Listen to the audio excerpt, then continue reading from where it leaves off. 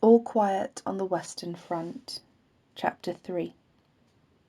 We are getting reinforcements. The gaps in the ranks are filled and the empty straw palaces in the huts are soon occupied.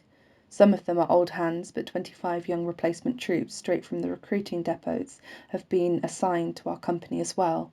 They are almost a year younger than we are. Krop nudges me. "Have you seen the kids?" I nod. We strut about, get ourselves shaved on the parade ground, put our hands in our pockets, look at the new recruits, and feel as if we have been in the army for 1,000 years. Katczinsky joins us. We wander through the stables and come across the recruits, who are just being given their gas masks and some coffee. Kat asks one of the youngest of them, "I bet you lot haven't had any decent grub for a good long time, eh?" The recruit pulls a face. "Bread made out of turnips for breakfast, turnips for lunch, and turnip cutlets with turnip salad in the evening." Katczinsky gives an appreciative whistle. "Bread made from turnips? You were lucky. They're already making it out of sawdust. But what about beans? Do you fancy some?" The young soldier colours up. "You don't have to take the mickey." All Katczinsky says is, "Bring your mess tin." Curious, we follow him. He leads us to a big container next to his palais. Surely enough, it is half full of beans with bully beef. Katczinsky stands in front of it like a general and says, "Eyes bright and fingers light. That's the army motto." We are amazed. "Bloody hell, Kat," I ask, "how did you come by that?" Old Ginger was glad to get it off his hands. I gave him 3 pieces of parachute silk for it. Well, beans taste just as good cold. With a generous flourish, he gives the young soldier a portion and tells him, "Next time you turn up here with your mess tin, you'll have a cigar or some chewing tobacco in the other hand. Got it?" He then turns to us. "You lot get yours for nothing, of course." We could not do without Katczinsky. He has a 6th sense. There are men like him everywhere, but you can't tell who they are just by looking. Every company has 1 or 2 of them. Katczinsky is the sharpest I know. I think he is a shoemaker by trade, but that's got nothing to do with it. He's a master of everything. It's good to be a friend of his. Krop and I both are, and Himmelstoss half belongs to the group as well, but he really is only an instrument working on Kat's orders whenever something's going on that needs a strong right arm. Then he's a good man to have around. For example, we turn up one night in some completely unknown place, a miserable dump where you can see at a glance that it has been stripped of everything that wasn't screwed down. We're quartered in a small, dark factory building that has only just been fitted up for use. It has beds in it, or rather bedsteads, a couple of planks with wire mesh between them. Wire mesh is hard. We haven't got a blanket to cover it with. We need ours to put over us. Tarpaulin is too thin. Kat sizes it up and says to Himmelstoss, "Come on." Off they go into this completely unknown place. Half an hour later they are back with their arms full of straw. Kat has found some stables, and that's where the straw comes from. We could sleep warmly now. If only we weren't so damned hungry. Kat asks a gunner who has already been in the area for a while, "Is there a canteen anywhere round here?" He laughs. "Not a chance, there's nothing. You won't find a crust of bread round here." "Aren't there any locals left then?"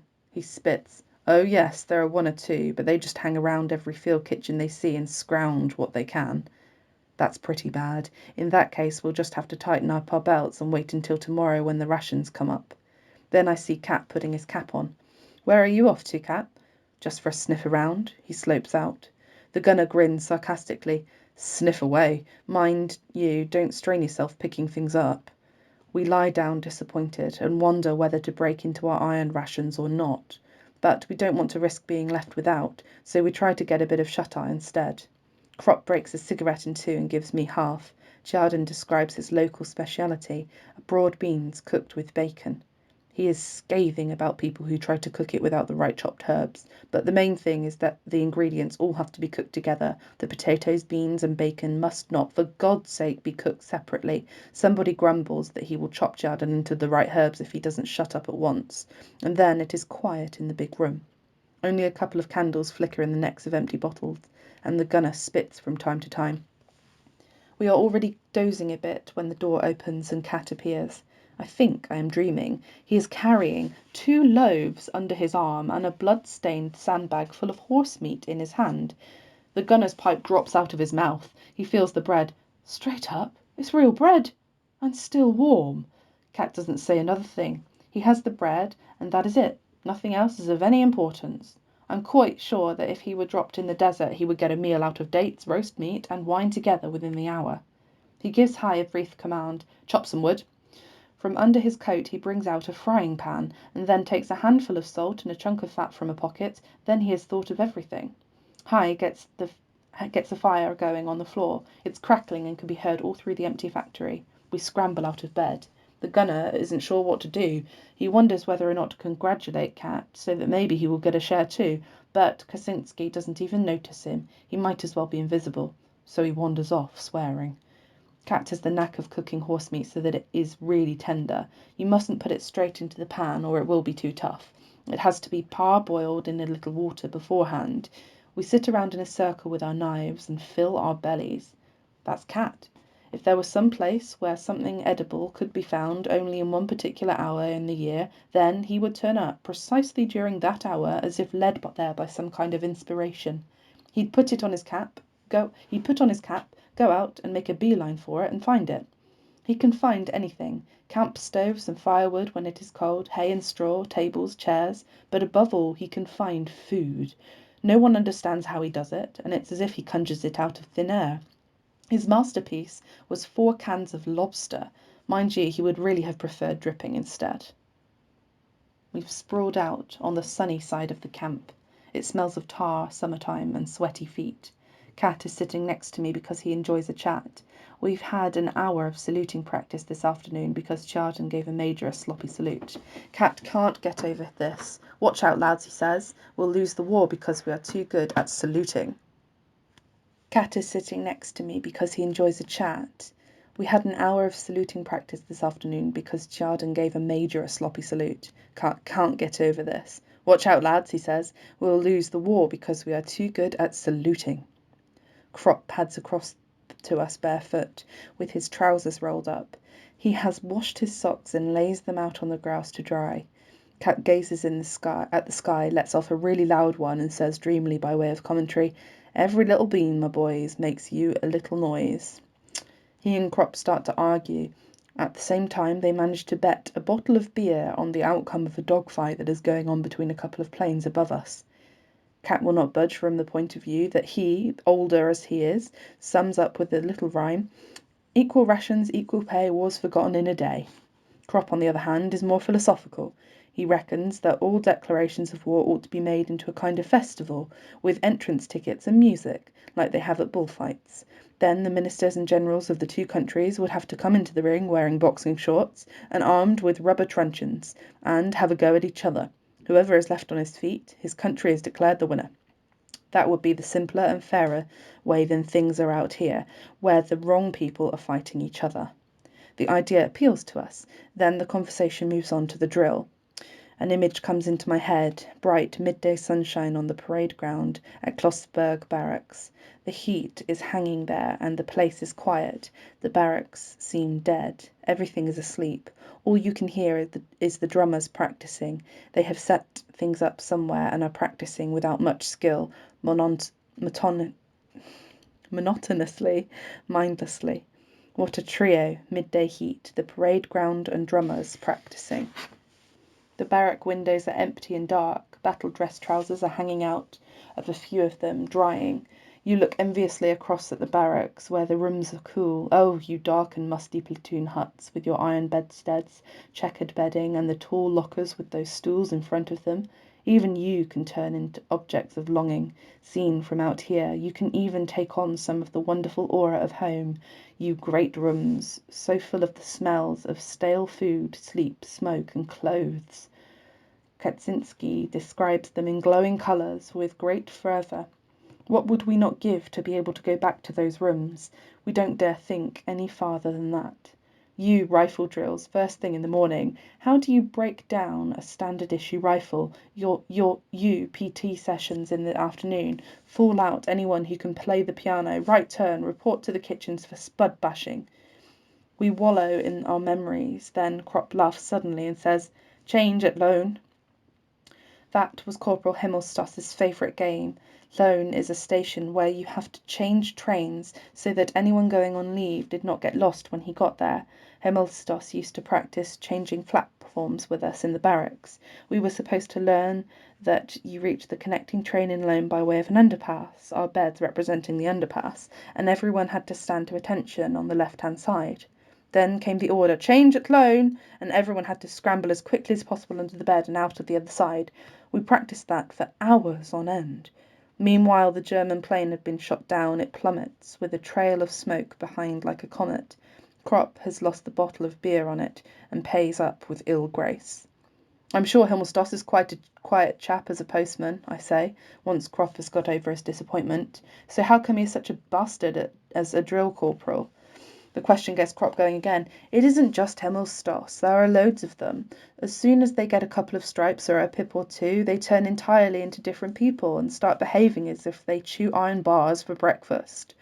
So it's the uniform that does that, I ask. More or less, says Kat, and settles himself down to develop the point. But the real reasons are a bit different. Look, if you train a dog so that it only eats potatoes and then after a while you offer it a chunk of meat, it'll still grab it because it's in its nature.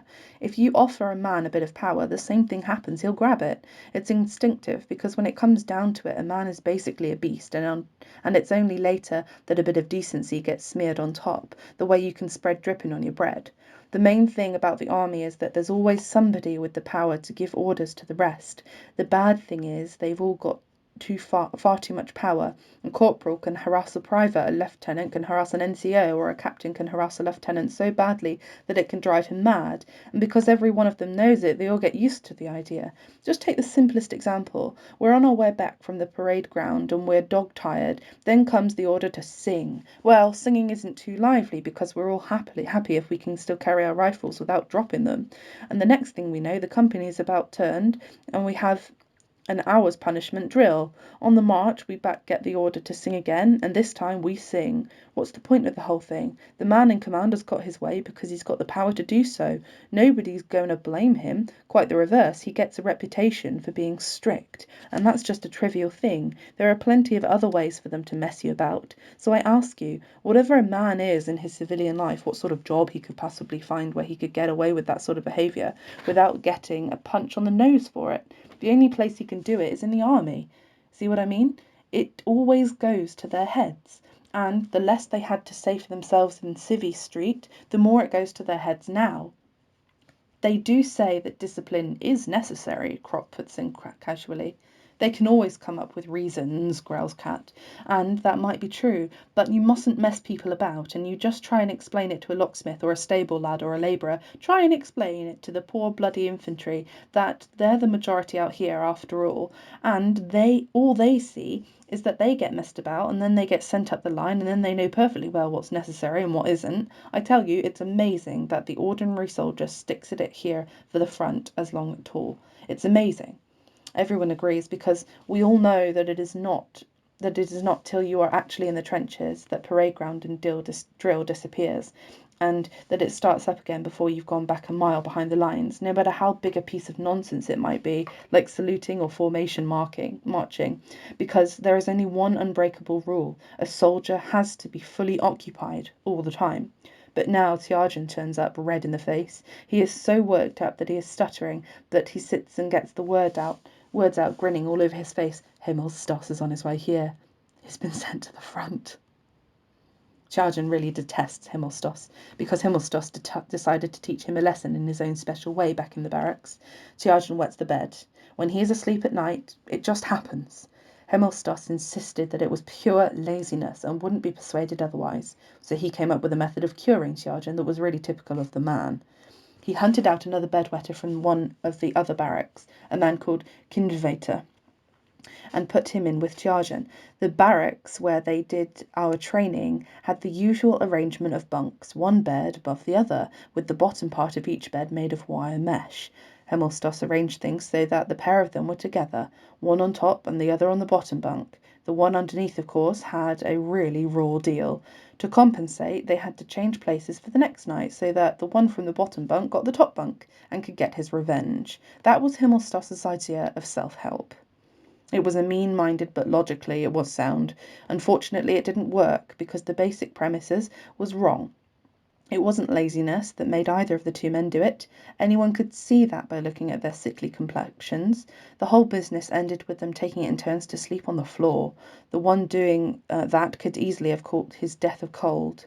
Meanwhile, Hai had come and sat down beside us. He gives me a glance with his eyes twinkling and rubs his great paws thoughtfully. He and I share the best day of our army career. It was the night before we had to go off to the front. We had been assigned to one of the newly formed regiments, but before that we had been ordered back to the garrison for kitting out. Not to the recruiting depot, though, but one of the other barracks. That morning we'd be leaving very early. That evening we set out to get even with Himmelstoss. We had sworn weeks before that we would. Kropp had even gone so far to declare that after the war he would try for an administrative job in the postal service, so that later on, when Himmelstoss was a postman again, he could get to be his boss. He painted a rosy picture of how he would clobber him. That was the real reason that Himmelstoss was never managed to grind us down. We always counted on the fact that we'd get him sometime, by the end of the war at the latest. Meanwhile, we wanted to give him a damned good hiding. What could they do to us if he didn't recognise us, and if we were off early the next morning anyway? We knew what bar he spent his evenings in. To get from the bar back to the barracks, he had to go down a dark lane without any buildings. We lay in wait for him there, hiding behind a pile of rocks. I had a quilt cover with me. We were trembling with anticipation, wondering if he would be on his own. At last we heard his footsteps, and there was a sound we all knew very well indeed. We'd heard him often enough in the mornings, when the door would fly open and he would bellow, "Out of bed!" "On his own," whispered Kropp. "On his own." Tiagen and I crept round a pile of rocks. We could already see the light reflected off his belt buckle. Himmelstoss seemed to be a bit tipsy, and he was singing. He went past without noticing a thing. We got a firm grip on the quilt cover, moved forward quietly, slipped it over his head from behind, and pulled it downwards so that he stood there as if in a white sack, unable to move his arms. The singing died away. The next moment, High Wethus was there. He pushed us aside with his arms spread out, just so that he could have the first go. With a great delight, he took up a stance, raised his arm like a railway signal, his hand as big as a shovel, and gave the white sack a wallop that would have felled an ox. Himmelstoss lost his balance, rolled half a dozen yards, and started to yell. We thought of that as well, and brought a pillow with us. High squatted down and put the pillow on his knee, grabbed at where he guessed Himmelstoss's head to be, and shoved it under the pillow. The noise was stifled right away. High let him take a breath from time to time, and what came from his throat then was a wonderful high-pitched shriek that soon got cut off. Now Tiagen unbuttoned Himmelstoss's braces and pulled his trousers down. Meanwhile he held a cane, carpet beater, between his teeth. Then he stood up and moved into action. It was a wonderful sight. Himmelstoss on the ground, High bending over him, holding the man's head on his knees, with a fiendish grin on his face, his mouth wide open with delight, and then the twitching striped underpants, the knocked-kneed pair of legs which, trousers around the ankles, were performing spectacular movements with every blow that fell, and Tiagen, who showed no signs of tiring, standing over him like a woodcutter. In the end, we literally had to pull him away so that we could have our turns. At last, High pulled Himmelstoss to his feet again and gave a private performance as the final act. He drew his right arm so far back before clouting him that it looked as if he was trying to pluck the stars out of the night sky. Himmelstoss went down. High picked him up again, lined him up, and gave him a second, magnificently aimed wallop with his left hand. Himmelstoss howled and fled on all fours. His striped postman's backside shone in the moonlight. We made ourselves scarce as fast as we could. High looked around and said with an air of grim satisfaction, though a bit oddly, "Revenge is as good as a feast." In fact, Himmelstoss should have been pleased. His principle that we should train with each other had borne fruit when we used it on him. We had been dutiful pupils, quick to pick up his methods. He never found out whom he had to thank for the whole thing. Anyway, he got a quilt cover out of it, and when we went back half an hour later to look for it again, it was nowhere to be found. That night was the reason on the following morning we were able to set off in a reasonably cheerful state of mind, and because of that, some old goat was so moved that he referred to us as young heroes.